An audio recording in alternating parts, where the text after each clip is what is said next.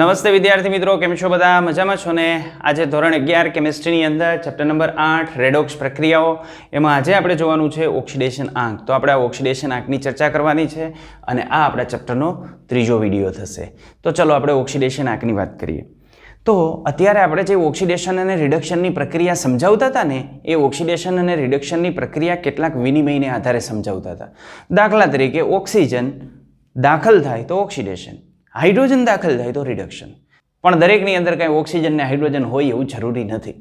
એટલે પછી આપણે એને ઇલેક્ટ્રોન વિનિમયની અંદર લઈ ગયા કે ઇલેક્ટ્રોન વિનિમયને આધારે આપણે એને સમજાવી શકીએ.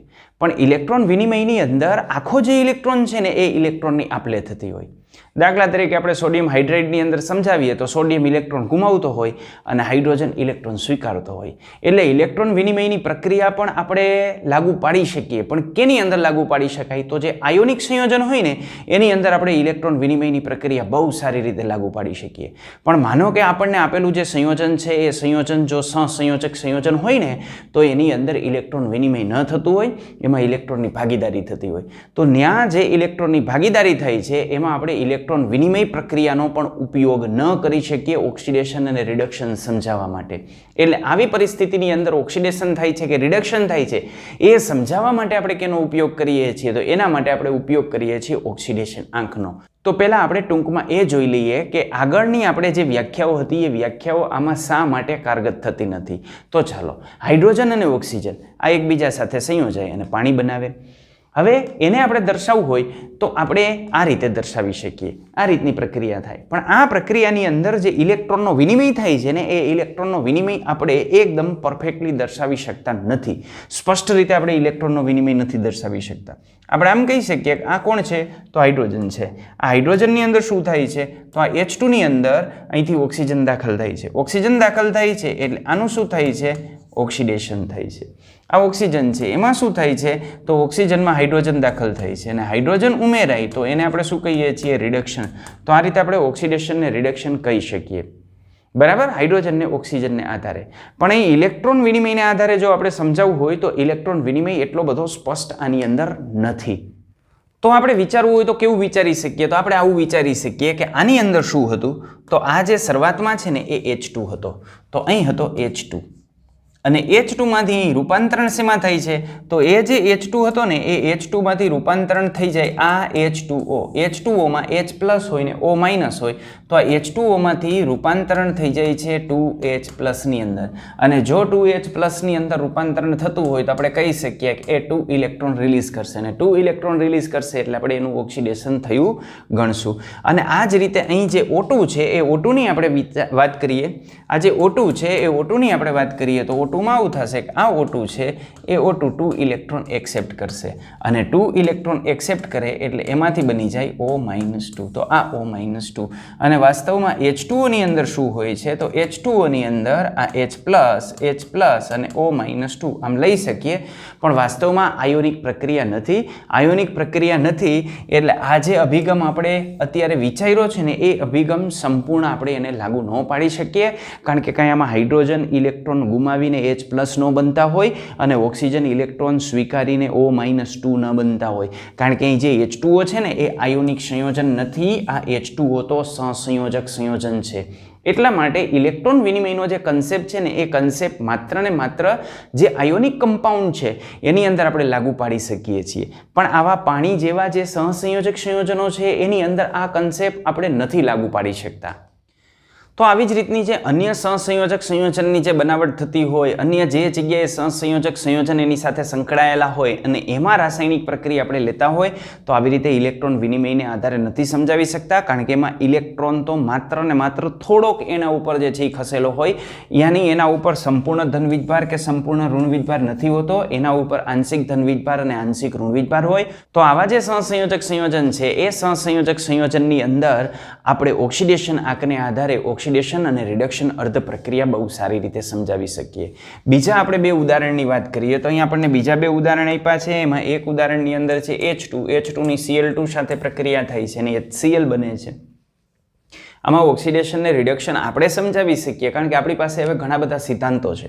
તો અહીં આપણે કહી શકીએ કે H2 એની અંદર શું થયો? Cl દાખલ થયો. Cl એટલે વધુ વિદ્યુત ઋણતા ધરાવતો ઘટક એની અંદર દાખલ થયો. વધુ વિદ્યુત ઋણતા ધરાવતો ઘટક દાખલ થાય એટલે એનું શું કહેવાય? ઓક્સિડેશન થયું. અને આ Cl માં વિચારો તો Cl માં શું દાખલ થયો? H દાખલ થયો. H એટલે ઓછી વિદ્યુત ઋણતા ધરાવતો ઘટક દાખલ થયો. અને ઓછી વિદ્યુત ઋણતા ધરાવતો ઘટક દાખલ થાય તો એને શું કહેવાય? તો એને કહેવાય રિડક્શન. તો આ રીતે આપણે આને ઓક્સિડેશન કહીએ છીએ અને આને રિડક્શન કહીએ છીએ. પણ ઇલેક્ટ્રોન વિનિમય પ્રક્રિયા છે ને, એ ઇલેક્ટ્રોન વિનિમય પ્રક્રિયા આપણે એક્ઝેક્ટલી આની અંદર દર્શાવી શકતા નથી. કારણ કે અહીં જે HCl છે એ HCl ની અંદર આપણને આ રીતે જોવા મળે. આના પર ડેલ્ટા નેગેટિવ ચાર્જ હોય, આના પર ડેલ્ટા પોઝિટિવ ચાર્જ હોય, યાની પાર્શિયલી નેગેટિવ ને પાર્શિયલી પોઝિટિવ ચાર્જ એમાં રહેલો હોય છે. એટલા માટે આપણે અહીં સંપૂર્ણ ઇલેક્ટ્રોન વિનિમય પ્રક્રિયાને આધારે ઓક્સિડેશન અને રિડક્શન અર્ધ પ્રક્રિયા નથી દર્શાવી શકતા, અથવા એ દર્શાવી મુશ્કેલ હોય છે. સેમ કન્ડિશન આની અંદર થાય છે. અહીં આપણે જોઈએ તો અહીં કાર્બન સાથે હાઇડ્રોજન હતા, એમાંથી CCl4 બન્યો, યાની હાઇડ્રોજન દૂર થયો, અથવા તો વધુ વિદ્યુત ઋણ ઘટક એની અંદર દાખલ થયો, એટલે આનું ઓક્સિડેશન થાય છે એવું આપણે કહી શકીએ, અને આનું એ જ રીતે રિડક્શન થાય છે એવું આપણે કહી શકીએ. ક્લિયર? તો આ રીતે ઓક્સિડેશન અને રિડક્શન આપણે સમજાવી શકીએ, પણ ઇલેક્ટ્રોન વિનિમયને આધારે અહીં એ સમજાવવું મુશ્કેલ છે. તો ઇલેક્ટ્રોન વિનિમયને આધારે આપણે જો સમજાવવું હોય તો એના માટે આપણે શું કરીએ છીએ? તો એના માટે વધુ વ્યવહારિક એક ઓક્સિડેશન આંક પદ્ધતિ છે, એ ઓક્સિડેશન આંક પદ્ધતિનો આપણે આની અંદર ઉપયોગ કરીએ છીએ. આમાં એવું માનવામાં આવે છે કે સહસંયોજક બંધની અંદર જે જુદા જુદા પરમાણુ રહેલા છે, એ પરમાણુમાં જેની વિદ્યુત ઋણતા સહેજ પણ વધારે હોય એના ઉપર ઇલેક્ટ્રોનનું સંપૂર્ણ સ્થળાંતર થાય છે એવું આપણે સ્વીકારી લઈએ છીએ. વાસ્તવમાં એવું હોતું નથી, પણ ઓક્સિડેશન આંક નક્કી કરવા માટે આપણે એવું સ્વીકારીએ છીએ કે ઇલેક્ટ્રોનનું સંપૂર્ણ એના ઉપર સ્થળાંતર થાય છે. દાખલા તરીકે માનો કે આપણે વાત કરીએ પાણીની, તો પાણીની આપણે વાત કરીએ તો પાણીની અંદર આપણને આ રીતે જોવા મળે. આ છે પાણી, કે જેને આપણે કહીએ છીએ H2O. તો આ ઓક્સિજન, એની સાથે હાઇડ્રોજન, એની સાથે હાઇડ્રોજન. વાસ્તવમાં આનું જે બંધારણ છે એ બંધારણ તો આપણે કેવી રીતે દર્શાવીએ છીએ? આનું બંધારણ આ રીતનું હોય. અહીં ડેલ્ટા પોઝિટિવ ચાર્જ હોય, અહીં ડેલ્ટા નેગેટિવ ચાર્જ હોય, અહીં ડેલ્ટા પોઝિટિવ ચાર્જ હોય, એટલે આના ઉપર 2 ડેલ્ટા નેગેટિવ ચાર્જ આવે. ઠીક? તો આ રીતે 2 ડેલ્ટા નેગેટિવ ચાર્જ એના ઉપર આવશે. એટલે વાસ્તવમાં આવું હોય છે, પણ આપણે કેમ સ્વીકારી લઈએ છીએ? તો આપણે આમ સ્વીકારી લઈએ છીએ કે આ જે પાણી છે ને, એ પાણીમાં વિદ્યુત ઋણતા કોની વધારે છે? તો વિદ્યુત ઋણતા ઓક્સિજનની વધારે છે. એટલે ભાગીદારીના ઇલેક્ટ્રોન વાસ્તવમાં આમ સહેજ ખસેલા હોય, પણ એ ખસેલાની જગ્યાએ આપણે શું સ્વીકારી લઈએ? હાલ ભાઈ ઓક્સિજન તારા છે બે. ઓક્સિડેશન આ ગણવા માટે આપણે એવું સ્વીકારી લઈએ છીએ. એટલે આ એક ઇલેક્ટ્રોન આ બાજુથી આવે વધારાનો, અને આના ઇલેક્ટ્રોન એમ ખસેલા હોય, થોડુંક જ સ્થળાંતર થયેલું હોય, આપણે ગણીએ કે આખું સ્થળાંતર એના તરફ થઈ જાય છે. એક ન્યાથી આવે એટલે એના ઉપર વધારાના 2 ઇલેક્ટ્રોન આપણને જોવા મળે. ઓકે? તો એનો ઓક્સિડેશન આંક આપણે કેટલો ગણી નાખશું? +2. અને આના તરફથી થોડાક ખસ્યા, પણ આપણે એમ કહીએ કે સંપૂર્ણ ખસી ગયા, તો આનો ઓક્સિડેશન આંક આપણે કેટલો ગણીએ છીએ? +1. આનો ઓક્સિડેશન આંક કેવો ગણીએ છીએ? +1. રેડી? આવી જ રીતે માનો કે આપણે મિથેનની વાત કરીએ, તો મિથેનની અંદર આપણને આમ જોવા મળે, આ જે છે એ મિથેન છે.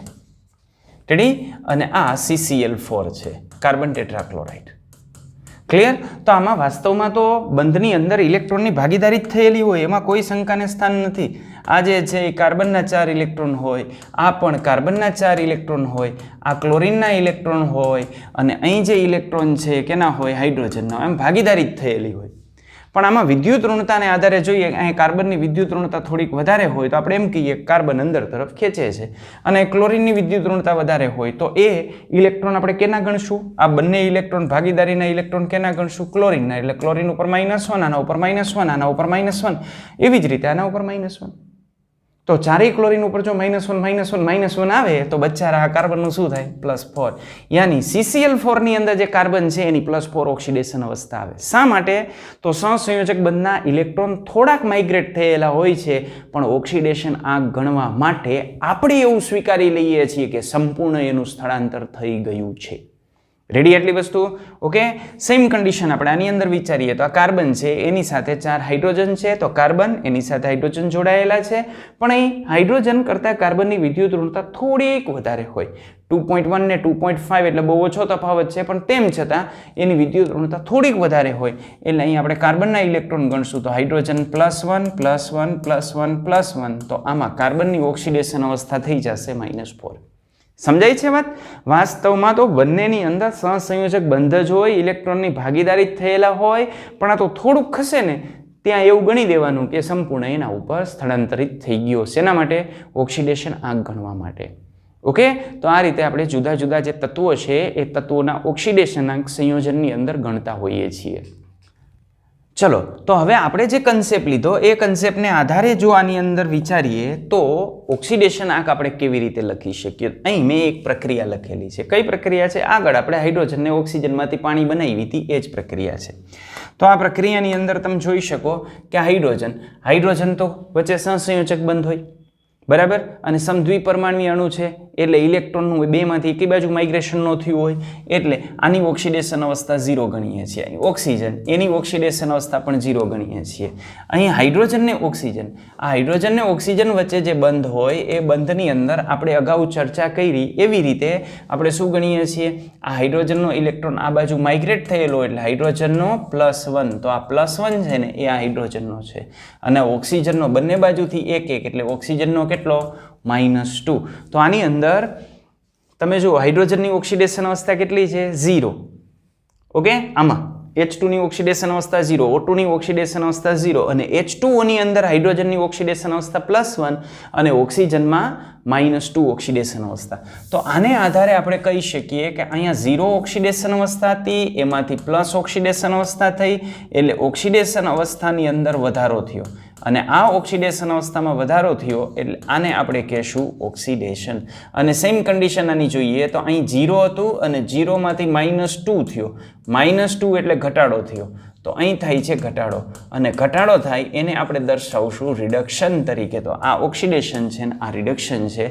તો આ રીતે આપણે ઓક્સિડેશન આંકના ફેરફારને આધારે અર્ધ પ્રક્રિયા આપણે જુદી પાડી શકીએ કે આ ઓક્સિડેશન અર્ધ પ્રક્રિયા છે અને આ રિડક્શન અર્ધ પ્રક્રિયા છે. ચાલો, બીજી જે પ્રક્રિયા આપણને આપેલી હતી એની આપણે વાત કરીએ તો બીજી પ્રક્રિયા આપણને આ આપેલી હતી. આમાં H2 ઓક્સિડેશન અવસ્થા 0, Cl2 ની ઓક્સિડેશન અવસ્થા પણ 0 અને HCl બને છે તો H ની +1 અને Cl ની -1, બરાબર. બંને H એની અંદર જે HCl ના બે અણુ છે એમાં દરેક અણુની અંદર H ની +1 હશે અને દરેક અણુની ક્લોરીનની -1 હશે. તો આ રીતે આપણને જોવા મળે છે. તો ચાલો અહીં જોવો જોઈએ, આ ઓક્સિડેશન અવસ્થા 0 હતી, 0 માંથી +1 થયું યાની એનું શું થયું? ઓક્સિડેશન.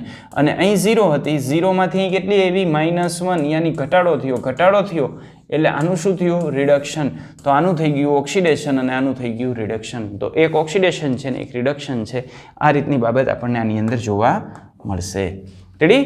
ત્રીજા ઉદાહરણની આપણે વાત કરીએ તો ત્રીજું ઉદાહરણ આ રીતે, મિથેનની આપણે ક્લોરીન સાથે પ્રક્રિયા કરી અને CCl4 બન્યું અને સામે HCl બન્યું. તો જુઓ, આમાં જે ક્લોરીન છે એની ઓક્સિડેશન અવસ્થા 0, બરાબર. અહીં હાઇડ્રોજનની કેવી? તો હાઇડ્રોજનની +1 અને કાર્બનની કેવી? -4. આપણે જોઈતી ને હમણાં આવું શા માટે આવે એ ખ્યાલ આવે છે ને? હમણાં જ આપણે જોઈ ગયા. શા માટે? તો એનું કારણ આ હતું ભાઈ કે અહીં જે કાર્બન છે એ કાર્બન સાથે હાઇડ્રોજન જોડાયેલા છે અને આ કાર્બન સાથે જે હાઇડ્રોજન જોડાયેલા છે એની અંદર શું થાય? તો કાર્બનની વિદ્યુત ઋણતા વધારે હોય એટલે આ તરફ ખેંચતા હોય એટલે બધી બાજુથી એક ઇલેક્ટ્રોન આના ઉપર આવે છે એવું સ્વીકારીને એની -4 અને બાકીનાની +4 એટલે એની આપણે -4 લખેલી છે આ કાર્બનની. ક્લિયર? અને એવી જ રીતે આ કાર્બન જે છે એ CCl4 ની અંદર જે કાર્બન છે એ કાર્બનની ઓક્સિડેશન અવસ્થા આપણે કેટલી દર્શાવીએ છીએ? તો એની ઓક્સિડેશન અવસ્થા આપણે દર્શાવીએ છીએ +4. ક્લિયર? તો આ રીતે આપણને આની અંદર જોવા મળશે. તો હવે આની અંદર જુઓ, આ જે કાર્બન છે એ -4 માંથી +4, તો કાર્બનનું શું થઈ ગયું? ઓક્સિડેશન. રેડી? આ Cl ની 0 માંથી Cl ની કેટલી થઈ? તો 0 માંથી Cl ની -1 થઈ, તો Cl નું શું થયું? રિડક્શન. અહીં પણ Cl ની કેટલી છે? તો આમાં પણ Cl ની -1 છે એટલે અહીં જાય તો પણ શું થયું? એનું રિડક્શન, કારણ કે ઓક્સિડેશન અવસ્થામાં ઘટાડો થયો. રેડી? અહીંયા હાઇડ્રોજનની કેવી છે? +1, તો આમાં હાઇડ્રોજનની કેવી છે? +1. તો હાઇડ્રોજન એક એવો છે કે જેની ઓક્સિડેશન અવસ્થામાં કોઈ ફેરફાર થતો નથી અને આવા જે તત્વો હોય કે જેની ઓક્સિડેશન અવસ્થામાં કોઈ ફેરફાર ન થતો હોય ને એને આપણે રેડોક્સ પ્રક્રિયાની અંદર પ્રેક્ષક આયન તરીકે ઓળખશું. શું કહેશું આપણે એને? પ્રેક્ષક આયન. ઓકે, તો સહસંયોજક સંયોજનની અંદર ઓક્સિડેશન થાય છે કે રિડક્શન થાય છે એ આપણે નક્કી કરવું હોય ને તો એ નક્કી કરવા માટે આપણે શું કરવું પડે? ઓક્સિડેશન આંકને મહત્વ આપવું પડે. અને એ ઓક્સિડેશન આંક આપણે કેવી રીતે ગણીએ છીએ? તો આ ઓક્સિડેશન આંક બંધની ધ્રુવીયતા પરથી આપણે નક્કી કરતા હોઈએ છીએ. સહસંયોજક બંધની અંદર ઇલેક્ટ્રોન થોડોક જ માઇગ્રેટ થયેલો હોય તેમ છતાં આપણે એવું સ્વીકારી લેતા હોઈએ છીએ કે આ ઇલેક્ટ્રોન આખો એના ઉપર શિફ્ટ થઈ ગયો છે, એના પર સ્થળાંતરિત થઈ ગયો છે. તો અહીં આપણને એક વસ્તુ ખ્યાલમાં આવી ગઈ કે અહીં આપણે જે ઇલેક્ટ્રોન વિનિમયની ધારણા કરીએ છીએ માત્ર ને માત્ર લેણદેણને ધ્યાનમાં રાખવા માટે આપણે કરીએ છીએ અને આ એકમની અંદર આગળ જ્યારે આપણે રેડોક્સ પ્રક્રિયાને ભણશું રેડોક્સ પ્રક્રિયા સંતુલિત કેવી રીતે થાય એની આપણે ચર્ચા કરશું ત્યારે આપણને ખ્યાલ આવશે કે આ માત્ર ને માત્ર સરળતા દર્શાવવા માટે આપણે આવું કરેલું છે વાસ્તવમાં આ જે તત્વો છે એ તત્વનો જે ઓક્સિડેશન આંક છે એ ઓક્સિડેશન આંકને આપણે એની ઓક્સિડેશન અવસ્થા કહેતા હોઈએ છીએ યાની ઓક્સિડેશન અવસ્થા એટલે શું તો આ ઓક્સિડેશન અવસ્થા એટલે એનો જે ઓક્સિડેશન આંક છે એને જ આપણે એની ઓક્સિડેશન અવસ્થા દર્શાવતા હોય અને આ ઓક્સિડેશન અવસ્થા દર્શાવવા માટે કેટલાક નિયમો છે એ નિયમને આધારે આપણે એની ઓક્સિડેશન અવસ્થા નક્કી કરતા હોય મોટાભાગે સહસંયોજક સંયોજનની અંદર જે પરમાણુ તરફ ઇલેક્ટ્રોન ખેંચાયેલો હોય એની આપણે ઋણ ઓક્સિડેશન અવસ્થા ગણતા હોઈએ અને જે ઇલેક્ટ્રોન દાન કરતો હોય એની આપણે ધન ઓક્સિડેશન અવસ્થા દર્શાવતા હોય પણ તો આવી રીતે જો ઓક્સિડેશન અવસ્થા આપણે યાદ રાખવી હોય તો તકલીફ આપણને એ પડે કે જો તમે ઓક્સિડેશન અવસ્થા આ રીતે યાદ રાખવાના હોય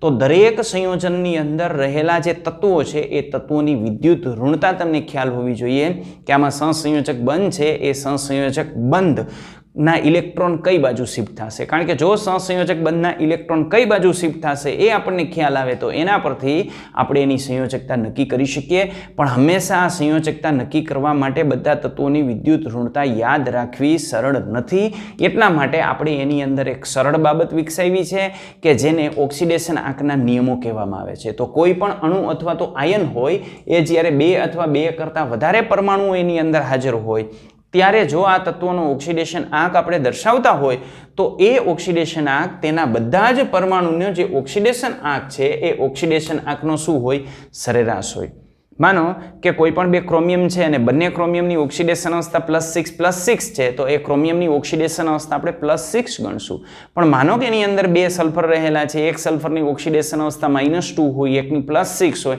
તો જ્યારે બંનેને આપણે સાથે મળીને એની ઓક્સિડેશન અવસ્થા ગણીએ ત્યારે એના સરેરાશ જેટલી ઓક્સિડેશન અવસ્થા આપણે લેતા હોઈએ છીએ દાખલા તરીકે Na2H2O3 અને Cr2O7 -2 આમાં Cr ની ઓક્સિડેશન અવસ્થા આપણે લેવા જઈએ તો Cr ની ઓક્સિડેશન અવસ્થા આપણે +6 લેતા હોઈએ છીએ કે જે એ બંનેની સરેરાશ છે અને એ જ રીતે આની અંદર આપણે એની ઓક્સિડેશન અવસ્થા લેવા જઈએ તો એની ઓક્સિડેશન અવસ્થા આપણે +2 લેતા હોઈએ છીએ કે જે વાસ્તવમાં એની સરેરાશ છે ઓકે આ ઓક્સિજનની -2 હોય એટલે -6 થશે અને આની જે છે એ +2 થશે એટલે +4 આપણે બેલેન્સ કરવાનું થશે 2 સલ્ફરથી +4 એટલે 1 સલ્ફરની કેટલી +2 એવી રીતે આની અંદર ક્રોમિયમની સરેરાશ ઓક્સિડેશન અવસ્થા આપણને +6 જોવા મળશે આ જે ઓક્સિડેશન આંક છે એ ઓક્સિડેશન આંક ગણવા માટેના કેટલાક નિયમો હોય છે એ નિયમોની આપણે ચર્ચા કરીએ તો ઓક્સિડેશન આંક ગણવા માટેના જે નિયમો છે એની વાત કરીએ તો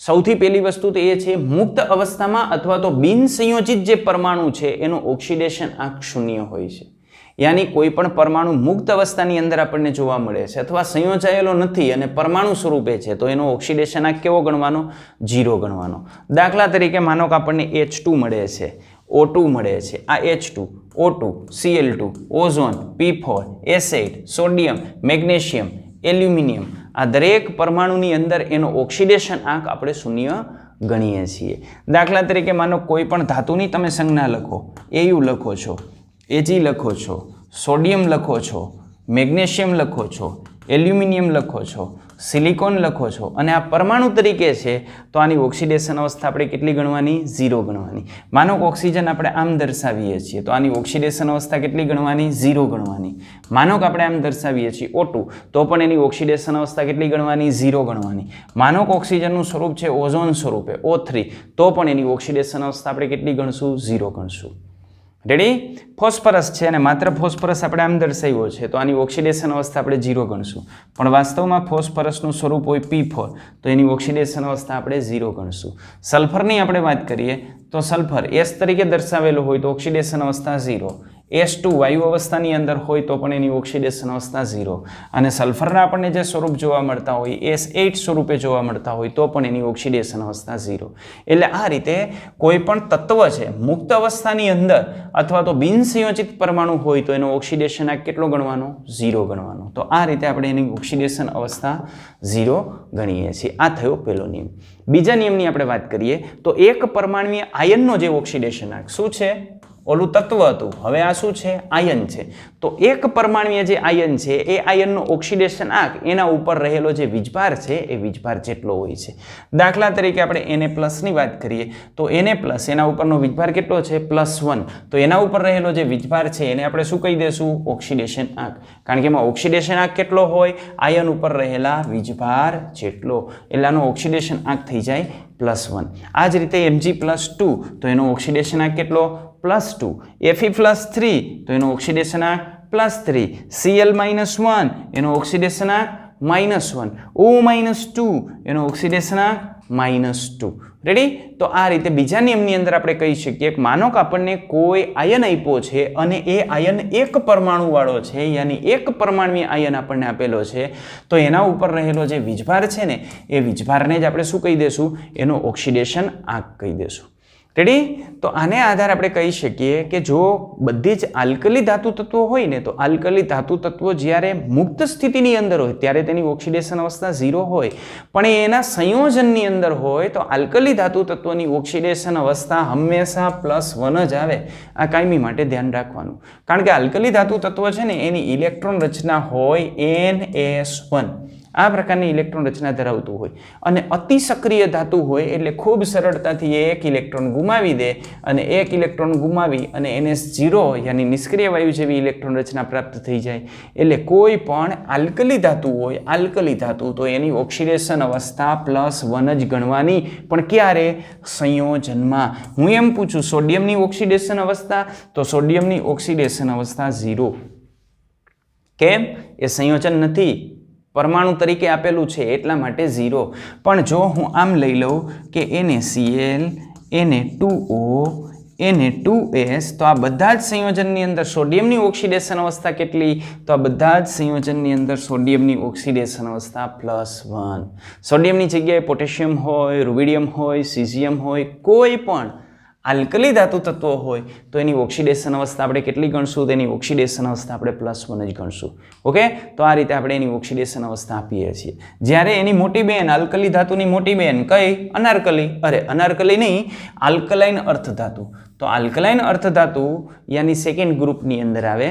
તો આ જે આલ્કલાઇન અર્ધધાતુ તત્વો છે એની સંયોજકતા કક્ષકમાં 2 ઇલેક્ટ્રોન હોવાથી એના જે સંયોજનો હોય ને, સંયોજનો, એ સંયોજનોમાં એની ઓક્સિડેશન અવસ્થા +2 ગણવાની. સંયોજન હોય તો એની ઓક્સિડેશન અવસ્થા +2 આપણે ગણવાની. દાખલા તરીકે આપણે વાત કરીએ તો માનો કે Mg, તો આની ઓક્સિડેશન અવસ્થા કેટલી? 0. પણ જો Mg ના સંયોજન હોય, આ રીતે તમે લઈ લ્યો, MgCO3, MgCl2, MgO, તો આ બધા Mg ના સંયોજન છે, એમાં એની ઓક્સિડેશન અવસ્થા આપણને કેટલી જોવા મળે? +2. પણ માત્ર Mg આપેલો હોય તો ઓક્સિડેશન અવસ્થા 0, કારણ કે ત્યાં પહેલો સિદ્ધાંત લાગુ પડે કે તત્વ છે અને મુક્ત સ્થિતિમાં છે, સંયોજન તરીકે નથી, માટે એની ઓક્સિડેશન અવસ્થા ત્યાં 0 આવે.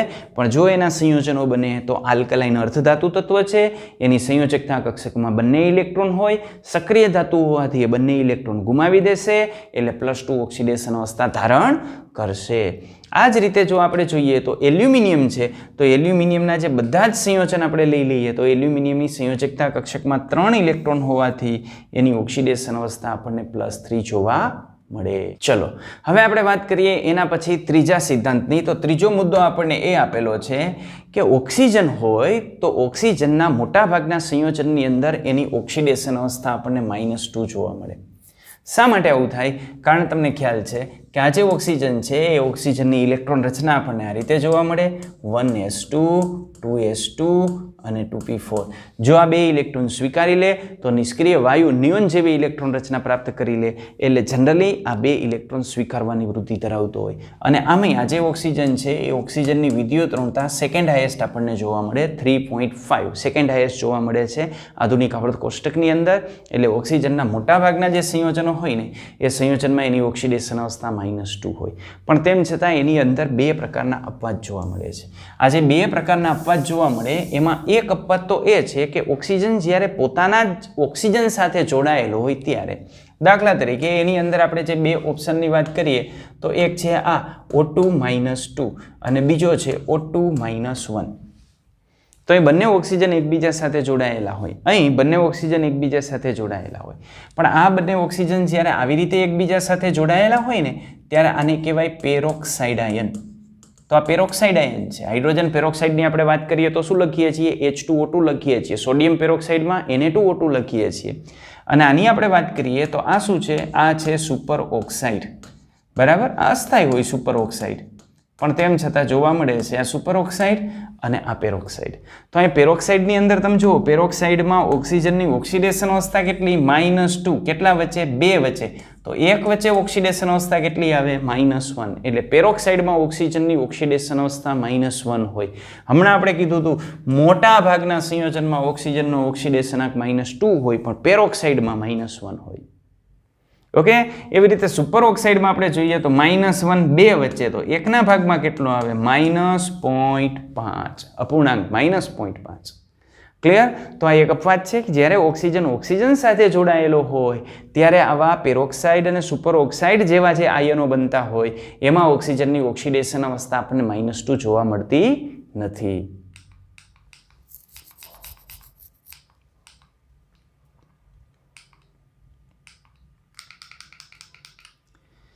અને બીજા અપવાદની આપણે વાત કરીએ તો બીજો અપવાદ છે આ ઓક્સિજન જ્યારે ફ્લોરિન સાથે જોડાયેલો હોય ને ત્યારે આપણને એવું જોવા મળે. શા માટે? તો ઓક્સિજન અને ફ્લોરિનના સંયોજનની આપણે વાત કરીએ તો માનો કે એક ઓક્સિજન છે અને એક ફ્લોરિન છે, આનું સંયોજન આપણે બનાવીએ છીએ. તો આના સંયોજનની અંદર ફ્લોરિનની વિદ્યુત ઋણતા વધારે છે એટલે ફ્લોરિનની -1 ઓક્સિડેશન અવસ્થા આવે. અને જો ફ્લોરિનની -1 ઓક્સિડેશન અવસ્થા આવે તો ઓક્સિજનની ઓક્સિડેશન અવસ્થા કમ્પલસરી આપણે કેવી લેવી પડે? તો ધન લેવી પડે. આવા બે સંયોજનો આપણને જોવા મળતા હોય છે. એમાં એક છે O2F2 અને બીજું આપણને જોવા મળે છે OF2. એમાં O2F2ની આપણે વાત કરીએ તો આની -1, પણ એવા બે છે એટલે બંનેની -1 તો ટોટલ -2 થાય. તો આ ઓક્સિજન +2 હોવી જોઈએ, પણ બે વચ્ચે +2 એટલે આમાં એકલાની +1 ઓક્સિડેશન અવસ્થા હોય. યાની O2F2 ની અંદર ઓક્સિજનની +1 ઓક્સિડેશન અવસ્થા હોય. અધાતુ છે તેમ છતાં ધન ઓક્સિડેશન અવસ્થા ધરાવે છે. શા માટે? કારણ કે એની સાથે જે જોડાયેલી છે ને એ એના કરતાં સ્ટ્રોંગ અધાતુ છે, એટલે બચ્ચારો એ અધાતુની સામે એ ધાતુ તરીકે વર્તે છે. સમજાય છે વાત? આવું કહી શકાય. ચાલો આની આપણે વાત કરીએ તો બે ફ્લોરિન છે, બંને ફ્લોરિન એક ઇલેક્ટ્રોન સ્વીકારી લેશે તો આને બચારાને 2 ગુમાવવા પડશે. યાની એકલા ઓક્સિજનની +2 ઓક્સિડેશન અવસ્થા, યાની O2F2 માં ઓક્સિજનની +1 ઓક્સિડેશન અવસ્થા જોવા મળશે. જ્યારે બીજું આપણે જોઈએ OF2 તો એમાં ઓક્સિજનની ઓક્સિડેશન અવસ્થા આપણને +2 જોવા મળશે, આમાં +1 જોવા મળશે. O2F2 માં +1, OF2 માં +2. તો આ પણ એના અપવાદિત સંયોજનો છે. આવા બે સંયોજનો આપણને એની અંદર જોવા મળતા હોય છે, જેમાં ઓક્સિજનની ઓક્સિડેશન અવસ્થા આપણને કેવી જોવા મળશે? પ્લસ જોવા મળશે. આમાં જોવા મળશે +1 અને આમાં જોવા મળશે +2. ઓકે,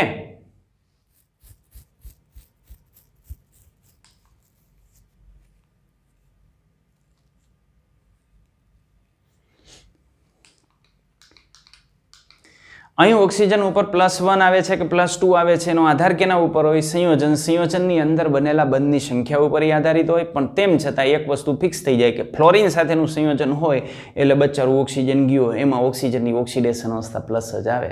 કારણ કે જેની વિદ્યુત ઋણતા વધારે એના તરફ આપણે ઇલેક્ટ્રોનનું સંપૂર્ણ સ્થળાંતર સમજવાનું છે એટલે એને માઇનસ દેવી પડે, અને જેની વિદ્યુત ઋણતા ઓછી છે એને ધન ઓક્સિડેશન અવસ્થા આપણે આપવી પડે.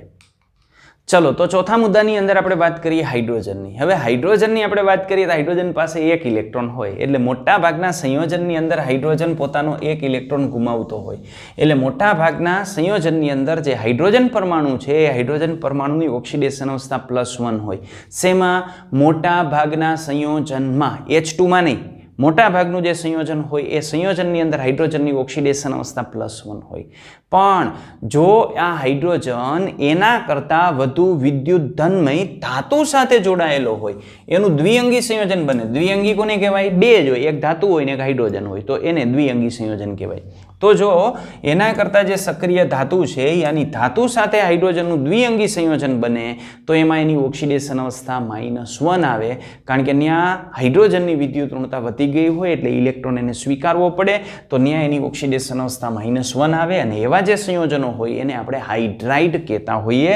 દાખલા તરીકે lithium hydride, sodium hydride, calcium hydride. આમાં લિથિયમ આલ્કલી ધાતુ છે, એની ઓક્સિડેશન અવસ્થા +1 હોય, સોડિયમની +1 હોય, કેલ્શિયમની +2 હોય અને સામે એની સાથે જોડાયેલા જે હાઇડ્રોજન છે એની -1 અને આમાં બંનેની -1 હોય. યાની હાઇડ્રોજનના કેસની અંદર આપણે એક વસ્તુ ધ્યાનમાં રાખશું કે મોટાભાગના જે હાઇડ્રોજનના સંયોજનો હોય એમાં એની ઓક્સિડેશન અવસ્થા +1 હોય, પણ જો ધાતુ સાથે એનું દ્વિઅંગી સંયોજન હોય તો હાઇડ્રોજનની ઓક્સિડેશન અવસ્થા -1. એટલે હાઇડ્રોજનમાં આમે બે જ ઓક્સિડેશન અવસ્થા જોવા મળે, કાં +1 ને કાં -1. અને જો અણુ તરીકે રહેલો હોય, આમ H2 તરીકે રહેલો હોય તો એની ઓક્સિડેશન અવસ્થા આવે 0. ચલો તો હાઇડ્રોજન પછી આપણે વાત કરી નાખીએ હેલોજનની. તો હેલોજનની અંદર શું હોય? હવે હેલોજન એટલે 17મો સમૂહ અને 17મો સમૂહ એટલે એક ઇલેક્ટ્રોન એને ઘટે. જો એ એક ઇલેક્ટ્રોન મેળવી લે તો શું થાય? તો જો એ એક ઇલેક્ટ્રોન સ્વીકારી લે તો નિપજ તરીકે નિષ્ક્રિય વાયુ જેવી ઇલેક્ટ્રોન રચના પ્રાપ્ત કરે. એટલે મોટા ભાગે હેલોજન એક ઇલેક્ટ્રોન સ્વીકારી અને ઋણાયન બનવાનું વલણ ધરાવતું હોય. એટલે મોટા ભાગના જે સંયોજનો હોય એમાં હેલોજનની ઓક્સિડેશન અવસ્થા આપણે કેવી ગણીએ છીએ? -1 ગણીએ છીએ. એ જ્યારે હેલાઇડ આયન તરીકે હોય ત્યારે. હેલાઇડ આયન આપણે કોને કહીએ છીએ?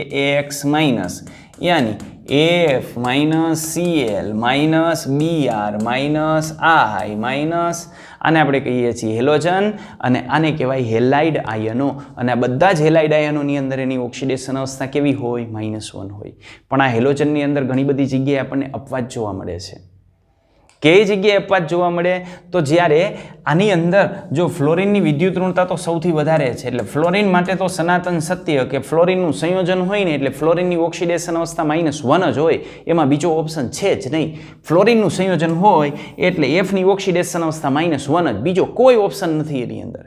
પણ જો ક્લોરિન, બ્રોમિન અને આયોડિનના સંયોજન હોય તો એમાં એની ઓક્સિડેશન અવસ્થા પ્લસ પણ આપણને જોવા મળે. ક્યારે? એના કરતાં વધુ વિદ્યુત ઋણ ઘટક જ્યારે એની સાથે જોડાયેલો હોય, યાની એની સાથે ફ્લોરિન જોડાયેલો હોય અથવા ઓક્સિજન જોડાયેલો હોય તો એવા કેસની અંદર એની જે ઓક્સિડેશન અવસ્થા છે એ ઓક્સિડેશન અવસ્થા ધન જોવા મળે. યાની ખાસ કરીને જે હેલોજન છે એ હેલોજનના ઓક્સાઇડ અને હેલોજનના જે ઓક્સી એસિડ છે એ ઓક્સી એસિડની અંદર હેલોજનની ઓક્સિડેશન અવસ્થા આપણને ધન જોવા મળે છે. એમાં ફ્લોરિન એક અપવાદ છે, કારણ કે ફ્લોરિન વન મેન આર્મી છે, સૌથી વધારે વિદ્યુત ઋણતા એની છે. એટલે ફ્લોરિનનું ગમે તે સંયોજન હોય તો એની ઓક્સિડેશન અવસ્થા તો -1 જ આવે. બરાબર? ચલો તો હું એના ઓક્સાઇડ અને એના ઓક્સો એસિડ સંયોજન હું લખી નાખું. તો હેલોજનના ઓક્સાઇડ અને ઓક્સો એસિડ સંયોજન અહીં હું લખી નાખું છું હેલોજન X. બરાબર? Xના ઓક્સાઇડની અંદર આપણને આવા ઓક્સાઇડ જોવા મળે. X2O જોવા મળે, X2O3 જોવા મળે, X2O5 જોવા મળે અને X2O7 જોવા મળે. આવા એના ઓક્સો એસિડ આપણને જોવા મળે. આવા એના ઓક્સાઇડ આપણને જોવા મળે. આપણે લખી નાખીએ જ્યાં X શું? તો Cl, Br અને I, યાની ફ્લોરિન નહીં, ફ્લોરિન સિવાયનું. બરાબર? તો આ રીતે હેલોજનના જે ઓક્સાઇડ આપણને જોવા મળશે, હેલોજનના આટલા ઓક્સાઇડ આપણને જોવા મળશે. તો આ હેલોજનના ઓક્સાઇડની અંદર આપણે એની ઓક્સિડેશન અવસ્થાની વાત કરીએ ને તો ભાઈ આની ઓક્સિડેશન અવસ્થા ઓક્સિજન 2 ઇલેક્ટ્રોન સ્વીકારે. બરાબર? 2 ઇલેક્ટ્રોન સ્વીકારે એટલે ઓક્સિજનની ઓક્સિડેશન અવસ્થા તો -2 જોઈએ. આપણે આગળ ભણી ગયા કે ઓક્સિજનની -2. તો જો આ ઓક્સિજનની -2 હોય તો આની કેટલી થવી જોઈએ? +2, કારણ કે આખું તો બીજભારની દ્રષ્ટિએ તટસ્થ છે તો +2, પણ બે વચ્ચે +2 તો એકલાની ઓક્સિડેશન અવસ્થા કેટલી? +1. રેડી? ચલો તો અહીં આપણે જોઈએ તો ઓક્સિજનની ઓક્સિડેશન અવસ્થા કેટલી હોય? -2. પણ એવા કેટલા છે? તો એવા અહીં ગોઠવાયેલા છે 3 એવા ગોઠવાયેલા છે. તો શું થાય? તો અહીં 3 ગોઠવાયેલા હોય તો આપણે કહી શકીએ કે આની -6 થશે અને એની -6 થાય તો આ +6 પણ 2 વચ્ચે +6 તો એકલાની કેટલી +3 એટલે એક્સની ઓક્સિડેશન અવસ્થા +3 આવશે. રેડી? આની અંદર આપણે વાત કરીએ તો ઓક્સિજન 5 જોડાયેલા છે. એક ઓક્સિજનની -2 હોય તો 5 ઓક્સિજનની -10 થાય. તો અહીંયા 2 વચ્ચે -10 +10 થવી જોઈએ. 2 વચ્ચે +10 થવી જોઈએ. 2 વચ્ચે +10 એટલે એકલાની કેટલી આવે +5 આવે. અને આની અંદર એવી રીતે ગણીએ એટલે એકલાની +7 ઓક્સિડેશન અવસ્થા આવે. આને કહેવાય એના ઓક્સાઇડ. હવે જો આ ઓક્સાઇડની અંદર હું પાણી નાખું ને, આની અંદર હું ઉમેરું પાણી ઉમેરું એટલે શું થાય? એનો ઓક્સો એસિડ બને. તો પાણી ઉમેરું એટલે આની અંદરથી શું ઉત્પન્ન થાય? તો એની અંદરથી ઉત્પન્ન થાય HXO. આના 2 અણુ ઉત્પન્ન થાય એટલે આને કહેવાય ઓક્સો એસિડ. આની અંદર જો હું પાણી નાખું ને તો 2 અણુ ઉત્પન્ન થાય. કયા? HXO2. આની અંદર પાણી નાખીએ એટલે ઉત્પન્ન થાય HXO3. આની અંદર આપણે પાણી ઉમેરીએ એટલે ઉત્પન્ન થાય HXO4. આમ ઉત્પન્ન થાય. રેડી? તો આ પ્રકાર આપણને આની અંદર જોવા મળશે. હવે અહીં જે જોવા મળે છે એને આપણે શું કહીએ છીએ? તો આમાં આની ઓક્સિડેશન અવસ્થા +1 હોય, આમાં +3 હોય, આમાં +5 હોય અને આમાં +7 હોય. ઓછી ઓક્સિડેશન અવસ્થા 3 ને હું ઓછી ઓક્સિડેશન અવસ્થા લખું એટલે આની અંદર અસ પ્રત્યય લાગે અને આ વધુ લખું એટલે એની અંદર ઇક પ્રત્યય લાગે. આ જે એસિડ છે એ એસિડને કહેવાય હેલસ એસિડ. એટલે આનું નામ થઈ ગયું હેલસ એસિડ. આ જે સંયોજન છે એ સંયોજનમાં 5 ઓક્સિડેશન અવસ્થા છે, વધુ છે એટલે એમાં ઇક પ્રત્યય લાગે એટલે એને કહેવાય હેલિક એસિડ. એટલે આનું નામ થઈ ગયું હેલિક એસિડ. આમાં 5 કરતાં 7 મોટી એટલે વધુ કરતાં વધુ છે એટલે એમાં આગળ લાગે પર એટલે નામ થઈ જાય પર હેલિક એસિડ. અને અહીં ઓછા કરતાં ઓછી છે એટલે આનું નામ થઈ જાય હાઇપો હેલસ એસિડ. તો આ રીતે હેલસ એસિડ, હેલિક એસિડ, પરહેલિક એસિડ અને હાઇપોહેલસ એસિડ નામકરણ આપણે આપી શકીએ.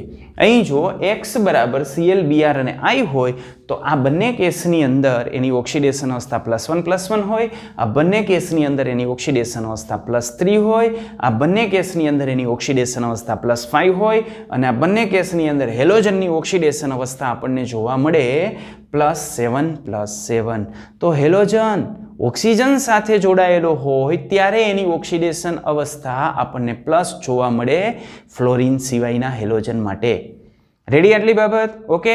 આને કહેવાય હેલોજન, આને કહેવાય હેલોજનના ઓક્સાઇડ અને આને કહેવાય હેલોજનના ઓક્સો એસિડ. તો હેલોજનના ઓક્સાઇડ અને ઓક્સો એસિડ બંને માટે આપણને આ વિધાન લાગુ પડે છે. ક્લિયર આટલું? ચાલો હજી બીજો આપણને કેસ આની અંદર જોવા મળે એ છે આંતર હેલોજન સંયોજન. તો આંતર હેલોજન સંયોજન કોને કહેવાય? તો આંતર હેલોજન સંયોજનની અંદર આવું હોય આંતર હેલોજન સંયોજન. આ છે આંતર હેલોજન સંયોજન. આંતર હેલોજન યાની હેલોજનના હેલોજન સાથેના જે સંયોજન હોય, હેલોજન સાથેના જે સંયોજન હોય એને આંતર હેલોજન સંયોજન કહેવાય. આ આંતર હેલોજન સંયોજનને આપણે આમ દર્શાવીએ છીએ XN, જ્યાં N = 1, 3, 5 અને 7. X = મોટા કદનો હેલોજન અને X' = નાના કદનો હેલોજન.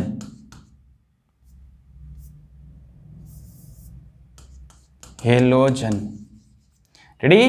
યાની આની વિદ્યુત ઋણતા કેવી હોય? ઓછી. અને આ જે છે એની વિદ્યુત ઋણતા કેવી હોય? વધુ. નાની હોય એની વિદ્યુત ઋણતા વધારે હોય. રેડી? તો આ રીતે આપણે આંતર હેલોજન સંયોજન દર્શાવી શકીએ. દાખલા તરીકે માનો કે આપણે ક્લોરીન અને ફ્લોરિન, ક્લોરીનના આંતર હેલોજન સંયોજન દર્શાવવા હોય તો ક્લોરીનના ફ્લોરિન સાથે જોવા મળે ClF જોવા મળે, ClF3 જોવા મળે, ClF5 જોવા મળે. આવા આંતર હેલોજન સંયોજન જોવા મળતા હોય. આમાં આની ઓક્સિડેશન અવસ્થા કેટલી હોય? તો એની ઓક્સિડેશન અવસ્થા હોય +N. આમાં જે X છે એ Xની ઓક્સિડેશન અવસ્થા કેટલી હોય? +N. અને X' હોય એની -1 જ હોય. એટલે આમાંની ઓક્સિડેશન અવસ્થા થાય +1, આમાં થાય +3, આ +1, આમાં +3, આમાં +5. રેડી? દાખલા તરીકે માનો કે આયોડિનના લખું તો આયોડિનના આવા મળે IF મળે, IF3 મળે, IF5 મળે, IF7 મળે. તો આમાં +1, +3, +5 અને +7. રેડી? તો આયોડિનના આવા પણ મળે. માનો કામ મળ્યું IBr, તો આ Br ની -1 ને I ની કેવી +1. મોટો હોય એની પ્લસ, નાનો હોય એની માઇનસ. આમે વિદ્યુત ઋણતાને આધારે આપણે લખી શકીએ ને. ચલો માનો હું આમ લખું IBr3, તો એમાં I ની ઓક્સિડેશન અવસ્થા કેટલી થાય +3, Br ની કેટલી -1 તો આ રીતે આપણે આપી શકીએ. તો બીજું આંતર હેલોજન. આંતર હેલોજન એટલે શું? તો હેલોજનની હેલોજન સાથેની જે પ્રક્રિયા હોય એનાથી જે સંયોજન બને એને આંતર હેલોજન કહેવાય. આંતર હેલોજનને આવા સામાન્ય સૂત્ર વડે દર્શાવવામાં આવે. એમાં જે X હોય, X મધ્યમાન સ્થાનની અંદર જે દર્શાવેલો છે એ હેલોજનની પ્લસ ઓક્સિડેશન અવસ્થા હોય અને X જે નાના કદવાળો હોય એની માઇનસ ઓક્સિડેશન અવસ્થા હોય. માઇનસ વાળાની -1 જ હોય ફિક્સ. હેલોજનમાં -2 ઓક્સિડેશન અવસ્થા ન આવે. માઇનસ એટલે ફિક્સ -1 જ. પણ ધનની અંદર એકી આવે, +1 આવી શકે, +3 આવી શકે, +5 આવી શકે અને +7 આવી શકે. ઓકે, દાખલા તરીકે માનો કે આમ આપણને આપ્યું છે ICl, તો આમાં નાનું કદ કેનું છે Cl નું, તેની -1. આની કેટલી +1. આમ આપેલું છે ICl3, તો નાનું કદ કેનું ક્લોરીનનું, તેની -1. તો I ની કેટલી +3. તો આ રીતે આપણને આની અંદર જોવા મળે. રેડી? ઓકે, તો આંતર હેલોજનની અંદર ઓક્સિડેશન અવસ્થા આપણે આવી રીતે ગણી શકીએ. આ પણ અપવાદ છે કેની અંદર? હેલોજનની અંદર. જો હેલોજનમાં માઇનસ ઓક્સિડેશન અવસ્થા તો આપણને હેલાઇડ સંયોજન તરીકે જોવા મળતી જ હોય, પણ એના ઓક્સાઇડ સાથેના સંયોજનો હોય, એના ઓક્સો એસિડ હોય કે એના આવા આંતર હેલોજન સંયોજન હોય તો એની ઓક્સિડેશન અવસ્થા પ્લસ પણ આપણને જોવા મળે. એનાથી આપણે આગળ વધીએ તો આપણે કોઈ પણ પ્રકારનું સંયોજન લઈએ ને તો સંયોજનની અંદર રહેલા બધા જ તત્વોનો ઓક્સિડેશન અવસ્થાનો આપણે બેઝિક સરવાળો કરીએ ને તો શૂન્ય મળે. શા માટે? કારણ કે સંયોજન વીજભારની દ્રષ્ટિએ કેવું હોય? તટસ્થ હોય એટલા માટે. તો જો કોઈ પણ આપણે સંયોજન લઈએ તો સંયોજનમાં રહેલા દરેક તત્વોની ઓક્સિડેશન અવસ્થાનો સરવાળો કરી નાખીએ તો એ સરવાળો આપણને શૂન્ય મળે. સિમ્પલ ઉદાહરણ હું લઈ લઉં તો માનો કે આપણે H2O લખીએ તો H ની ઓક્સિડેશન અવસ્થા કેટલી? +1. આવા કેટલા? 2. ઓક્સિજનની ઓક્સિડેશન અવસ્થા કેટલી? -2. આનો સરવાળો કરવો જોઈએ તો આનો સરવાળો 0. સમજાય છે? તો કોઈ પણ પ્રકારનું સંયોજન હોય એ સંયોજનની અંદર રહેલા દરેક પરમાણુની ઓક્સિડેશન અવસ્થાનો આપણે સરવાળો કરી નાખીએ તો એ સરવાળો આપણને 0 મળે. પણ માનો કે આપણને આપેલો છે એ બહુ પરમાણુય આયન છે, તો પરમાણુ એક નથી, એક કરતાં વધારે છે અને એ આયન છે, તો જો એ બહુ પરમાણુય આયન હોય તો એમાં રહેલા બધા જ પરમાણુની ઓક્સિડેશન આંકનો આપણે જે બેઝિક સરવાળો કરીએ એ એના ઉપર રહેલા વીજભાર જેટલો હોય. પછી ધન આયન હોય તો એનો સરવાળો પ્લસમાં આવે અને જો ઋણ આયન હોય તો એનો સરવાળો માઇનસની અંદર આવે.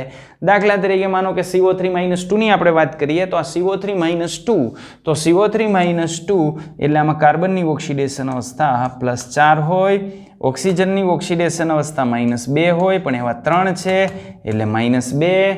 તો અહીં આપણને મળશે +4 -6 = -2. એ થઈ ગયો એનો વીજભાર -2. રેડી? અને આ જે વસ્તુ છે એનો ઉપયોગ કરીને આપણે આની અંદર કાર્બનની ઓક્સિડેશન અવસ્થા ગણવી હોય તો ગણી શકીએ. માનો કાર્બનની ઓક્સિડેશન અવસ્થા આપણે ગણવી હોય તો ગણી શકીએ, કારણ કે આપણને ખબર છે કાર્બનનો નેઠો નહીં +4 હોય ને -4 હોય, પણ ઓક્સિજનમાં ફિક્સ છે કે ઓક્સિજનની -2 જ હોય. જો ઓક્સિજન હારે જોડાયેલો હોય ને તો ફેરફાર આવે ને ફ્લોરિન હારે હોય તો ફેરફાર આવે. એટલે ઓક્સિજનના અપવાદ ઓછા છે એટલે ઓક્સિજનની -2 આપણે ગણીને ચાલુ કરીએ તો આ કાર્બનની હું મૂકી દઉં x. ઓક્સિજનની કેટલી? તો ઓક્સિજનની -2, તો 3 × -2 બરાબર કેટલી થવી જોઈએ? તો બરાબર થવી જોઈએ -2. તો હવે આનું આપણે સાદુરૂપ આપીએ એટલે x - 6 = -2. x = -2 + 6 યાની +4. તો x એટલે શું? તો કાર્બનની ઓક્સિડેશન અવસ્થા. તો આ કેસની અંદર કાર્બનની ઓક્સિડેશન અવસ્થા આપણને +4 મળે. તો આ કાર્બનની ઓક્સિડેશન અવસ્થા થઈ ગઈ +4. આ સિદ્ધાંતનો ઉપયોગ કરી અને આપણે આવી અજ્ઞાત ઓક્સિડેશન અવસ્થાઓ ગણવી હોય તો ગણી શકીએ. રેડી? ચાલો, તો અહીં આપણે જે નિયમોની વાત કરી એ નિયમોનો ઉપયોગ કરી અને કોઈ પણ જે સંયોજન અથવા આયન આપેલો છે એની અંદર આપણે જે ઈચ્છિત પરમાણુ હોય એ ઈચ્છિત પરમાણુની જો ઓક્સિડેશન અવસ્થા આપણને ખ્યાલ ન હોય તો એની ઓક્સિડેશન અવસ્થા આપણે ગણી શકીએ. પણ એક વસ્તુ આપણે આના ઉપરથી ફિક્સ કરશું, જો ધાતુ હોય તો એની ઓક્સિડેશન અવસ્થા પ્લસ આવે અને અધાતુ હોય તો એની ઓક્સિડેશન અવસ્થા ઋણ આવે. ક્લિયર? બીજી વસ્તુ, ઓક્સિડેશન આંકમાં સનાતન સત્ય કેટલું હોય? તો સનાતન સત્ય હોય ને એવી 3 વસ્તુઓ છે. એક, કોઈ પણ સંયોજનની અંદર જે આલ્કલી ધાતુ તત્વો આવે ને તો એની +1 જ ઓક્સિડેશન અવસ્થા હોય. સનાતન સત્ય છે, ગોતવાની જ નહીં. આલ્કલી ધાતુ એટલે +1 જ હોય. સંયોજન હોવું જોઈએ ને આલ્કલી ધાતુ હોવી જોઈએ. બીજું, સંયોજન હોય ને આલ્કલાઇન અર્થ ધાતુ હોય ને એટલે એની ઓક્સિડેશન અવસ્થા +2 જ હોય. આ બીજું સનાતન સત્ય, આની અંદર ક્યાંય અપવાદ આવશે જ નહીં. અને ત્રીજું, તમને ક્યાંય ફ્લોરિન દેખાઈ જાય એટલે ફ્લોરિનની ઓક્સિડેશન અવસ્થા -2. ફ્લોરિનનું સંયોજન હોવું જોઈએ, F2 નહીં. F2 સિવાય ફ્લોરિનનું કોઈ પણ સંયોજન તમને જોવા મળે, F2 એટલે ફ્લોરિનનો અણુ. ફ્લોરિનનો અણુ નહીં, ફ્લોરિનનું કોઈ પણ સંયોજન હોય એટલે ફ્લોરિનની ઓક્સિડેશન અવસ્થા -1 જ હોય. આ 3 ઓક્સિડેશન અવસ્થાની અંદર સનાતન સત્ય છે. કોઈ પણ પરિસ્થિતિની અંદર આમાં ફેરફાર થાય નહીં. એટલે આટલી વસ્તુ આપણે આની અંદર ધ્યાન રાખશું. બસ, તો આ વિડીયોની અંદર આટલું જ. હવે આપણે રાખીએ છીએ, વધુ જોશું આના પછીના વિડીયોની અંદર. તો આમાં આપણે ચર્ચા કરી ઓક્સિડેશન આંક કેવી રીતે ગણતરીમાં લેવાય એની આપણે ચર્ચા કરી.